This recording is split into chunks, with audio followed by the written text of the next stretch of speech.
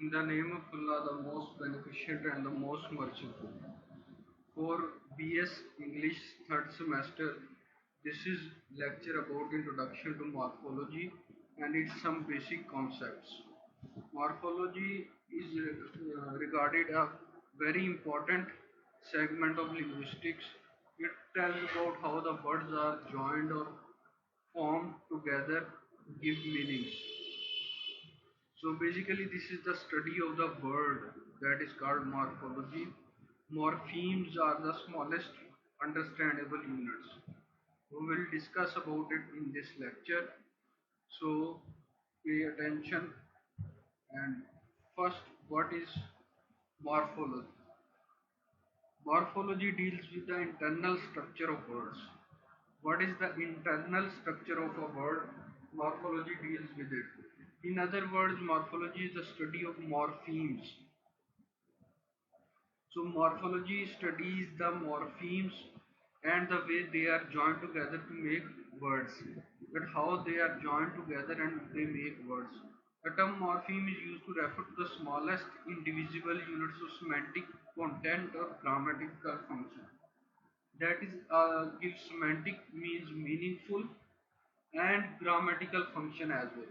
For example, preposition, it can give the grammatical function of a preposition or a grammatical function of an adjective adverb. Semantically, it will be meaningful. It will give certain meanings of the words. Which words are made of? As the smallest linguistic units, they have both form and meaning. They contain both the things, form as well as meanings. The meaning of the morpheme is called sememe. Now these all are the terms you should be uh, learning in this context.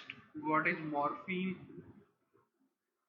Smallest indivisible unit which has semantic content or grammatical function. Okay, either it will be having meanings or grammatical functions. Okay, so either of the two it will be containing. You should memorize these terms. Also morphemes, what are morphemes, what is the smallest linguistic unit, and meaningful smallest unit is called sememe. Okay, now furthermore continuing about the concept of morphology. The form of morpheme is called phoneme. Okay, sememe is the meaning and the form. For example, it is a determiner or adjective, or it is an adverb that is, will be called phoneme. The term morpheme represents an abstract unit. It can be a unit that is abstract. It is the unit of lang of the language system. There are two systems of the language, lang and parole. So it is the part of the lang of the language system, not parole. Its concrete realizations are called morphs. When it is written, it becomes morphs until it's an abstract unit. It doesn't become morphs. Thus, the past tense morpheme ed is found in three different pronunciations. We can use three different types, three different ways to make second form of morpheme, that is D, T, and ID. That is common in our use. For example, when you use day, date, second form of date, uh, so you will use did. If you use help or worked, you will use D, or T can also be used to make the second form of the verb. Since these three elements all represent a single morpheme, they are called morphs. If different morphs represent the same morpheme, they are called allomorphs of that morpheme.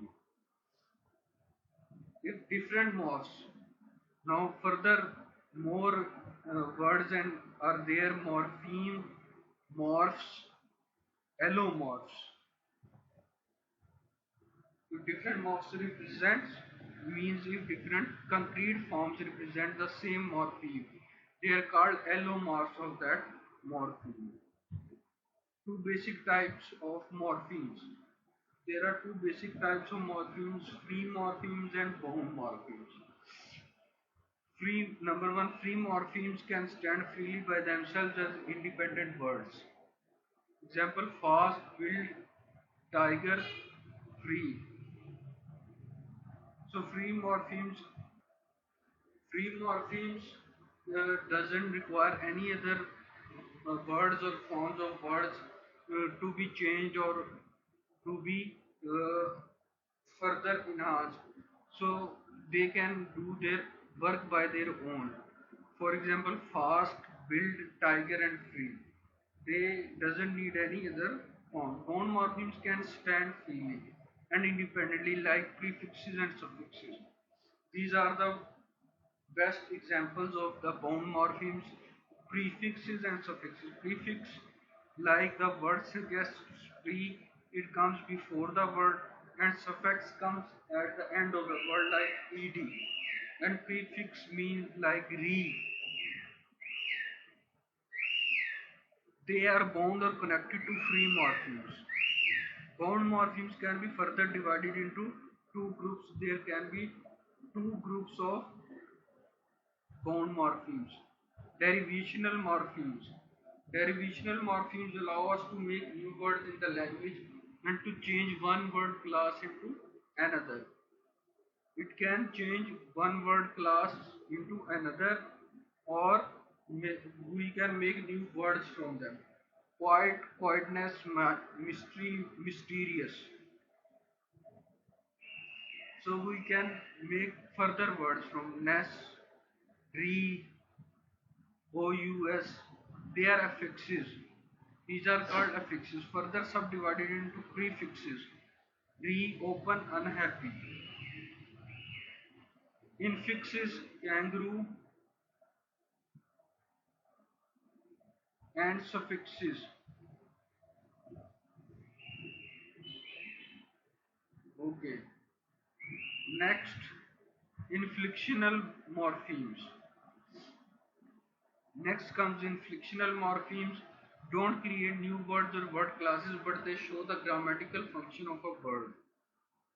So they don't create new words, but word classes are not created by them, but they show the grammatical function of a word. They always come at the end of the word after derivational morphemes. They come after the derivational morphemes. There are eight of them. Four attached to verbs, two attached to nouns, two attached to adjectives. So these inflection morphemes are totally eight in number, and they are attached differently. For example, for verbs, S is used like walks, ing is used like in teaching, ed is used like in jumped, en is used like in given. These are the four forms with the verbs. With nouns, S is used like in rivers, and apostrophe is used like boys. Now, two with the adjectives er and es, greater and greatest. These are the two examples of the words attached, morphemes attached to inflectional morphemes attached to adjectives. Conversion and compounds. Conversion: lexemes can change their word class without the addition of an affix, a process known as conversion. For example, when we change verb to noun, it would be a conversion. To swim, have a swim. For example, to swim is verb, have a swim, here it is used as a noun. Adjective to noun, national, and to verb, bottle. Adjective to noun, noun to verb. For example, adjective to noun is national, Noun to verb, bottle to bottle.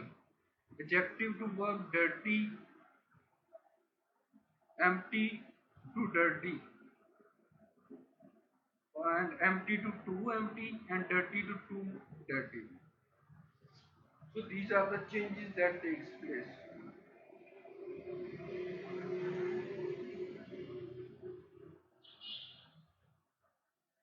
Okay, next are the compounds. A compound is a unit of vocabulary which consists of more than one lexical stem. There is more than one lexical stem. On the surface, there appear to be two or more lexemes present, but in fact, the parts are functioning as a single item, which has its own meaning and grammar. It has its own meaning and its own grammar. So flower pot does not refer to a flower and a pot, but to a single object. These are not two objects. Rather, it's a one singular object. It is pronounced as a unit with a single main stress.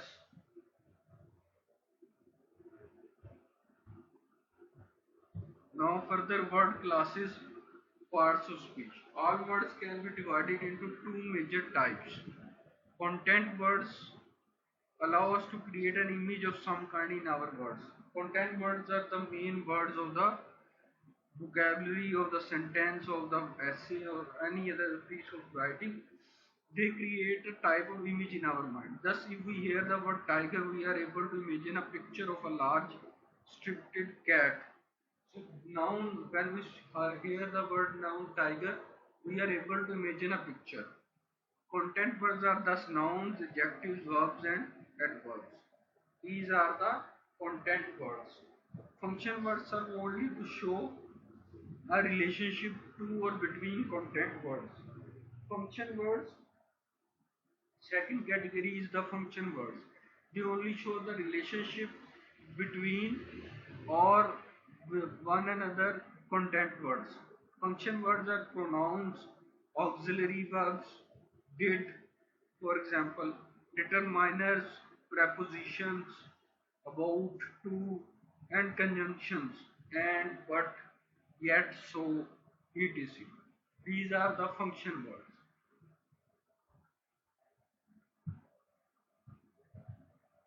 So, to there is also some examples from morphology of Urdu language, so that you will be able to understand the morphology, the concept of morphology of Urdu language in relation to English language. The Urdu vocabulary is enriched with every shade of emotions. There are emotions of every type that are found in Urdu language. We found emotions or feelings of love, hatred, sadness, fear, happiness, and all the other types of emotions. The exclamatory, you should remember that exclamatory sentences are made up of emotions. These are sentences that start with what or how and end with the sign of exclamation. These words in Urdu we use uh, we also use the sign of exclamation in Urdu language. The undertaker is research aims at Urdu morphology or the study of the Urdu structure of the word. Part of the research is given here, so it is a part of a research that was conducted on Urdu language. For example, the word loves word describes how alfaz words is inflicted from it.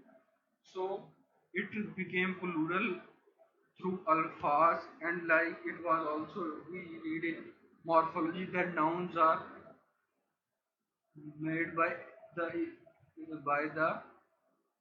addition of s, but here it is also infliction is used in it, but loves becomes alfaz.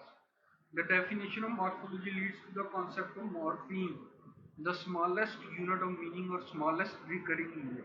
Like we saw that the according to the definition that it is the smallest singular unit of meaning or smallest unit that occurs again and again. The relation of morphology to morpheme is same as that of the syntax to the words. Morphology or morpheme is same as the syntax to the words. There is a relationship. Morpheme express concepts like cloud, fan, or relationship like rich and lifeless. These are the relations that can be generated from it. Morpheme also can express syntactic features. For example, number, singular, plural, they can also be expressed by it. Poda or pode, plant and plants. Gender, male, female can be expressed by it. Bent, inflicted for masculine, gai. So when we use gai, it is inflicted. When we use gaya, it is the simple word, and then the morphological form follows by gai. Bent, inflicted for feminine. The term morph represents morphemes as a part of a word. Okay, now morphs. Example of morphs. Feather, per, the morpheme per is realized as a morph per to form the word. Per, in, paron, feathers. The feather to per to paron, that is morpheme. It is also a form of morph. The morpheme and the plural morpheme are realized as paron respectively to form the word feathers. So in this way, Urdu also uses plurals to form morphemes or from morphs.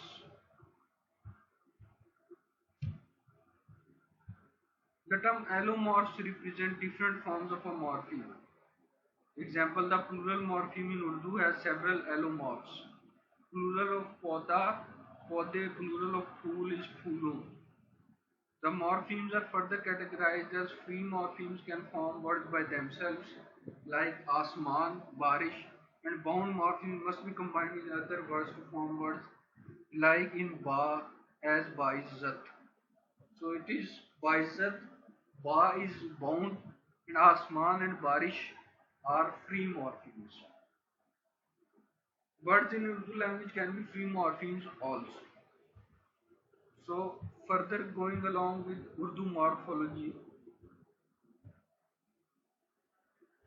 words in Urdu language can be free morphemes, only bound morphemes, only free and bound morphemes jointly. Okay, it can exist only in free form, in only in bound form, and free and bound form in jointly. As far as Urdu morphology is concerned, it lies in the category of morphologically rich languages. MRLS abbreviation is used morphologically rich languages.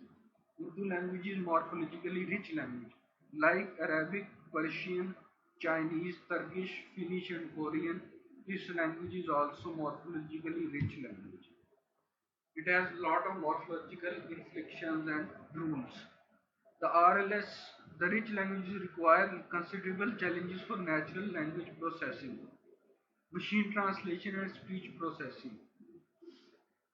Okay, for this process, it needs these type of languages needs a lot of hard work to be mastered. So there is a lot of effort required. These languages are distinctive due to highly productive and frequent morphological processes at the word level. At the word level, they are distinctive. Compounding, read, duplication, inflection, agglutination, and derivation.